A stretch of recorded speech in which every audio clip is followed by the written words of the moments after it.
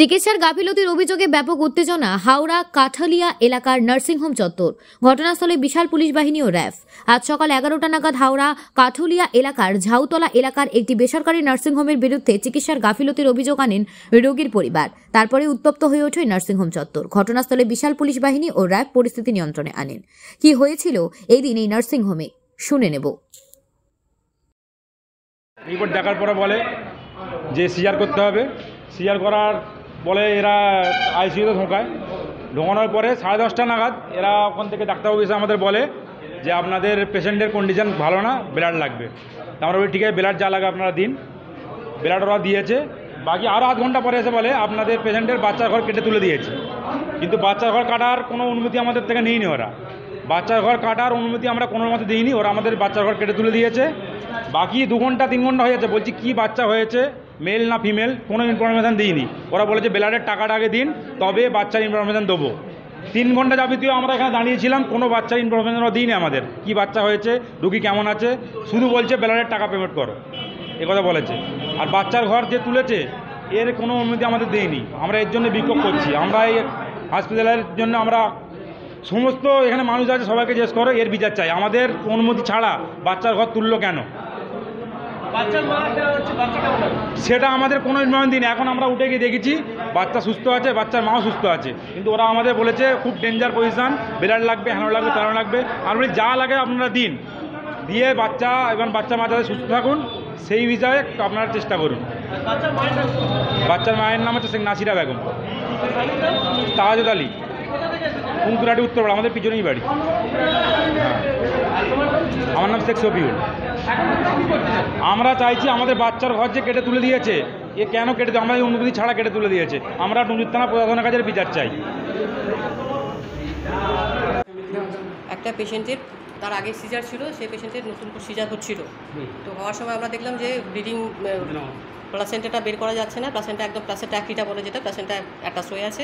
আমরা অনেক চেষ্টা করলাম কিছুক্ষণ বের করার জন্য, বের করার পরে মানে কিছুটা বের হলো, কিন্তু পুরোটা বের হলো না।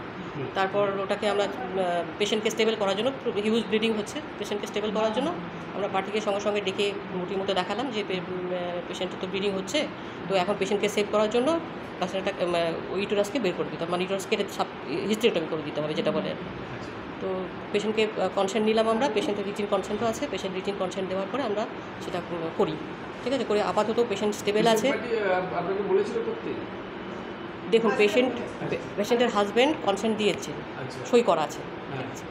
এবার পেশেন্টের অবস্থা স্টেবল করার জন্য আমাকে বাধ্য হয়ে ওটা করতেই হবে, নাহলে পেশেন্ট ওটিতেই মারা যাবে, ঠিক আছে। সেই কন্ডিশনে পেশেন্ট পার্টিকে সব বলা হয় এবং দেখানো হয়। তো তারপরে আমি ওটা করতে বাধ্য হই। এবং তারপরে মোটামুটি এখন পেশেন্ট স্টেবল আছে, কিন্তু ব্লাডের দরকার আছে। ওনারা এখনও ব্লাড জোগাড় করে উঠতে পারেননি। দেখুন, এটা তো আগে থেকে তো কোনো সিজার পেশেন্টই এটা আগে থেকে জানা যায় না যে হ্যাঁ তাকে করতেই হবে। এটা 1000-এ একটা পেশেন্টের হয়তো এরকম প্রবলেম হতে পারে, যেটা আমরা ওটির সময় ফেস করি।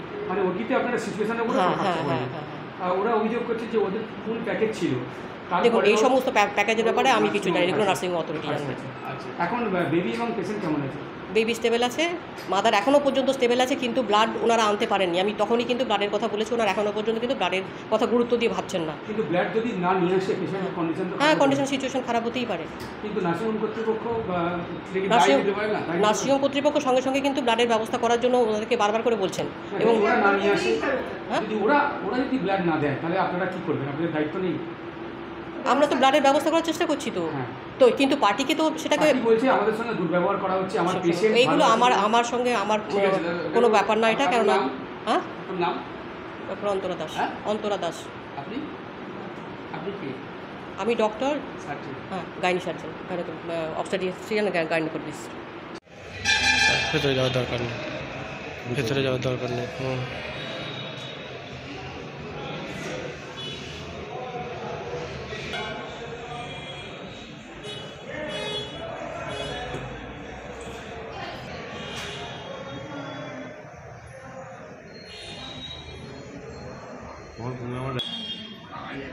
ঢুকিস।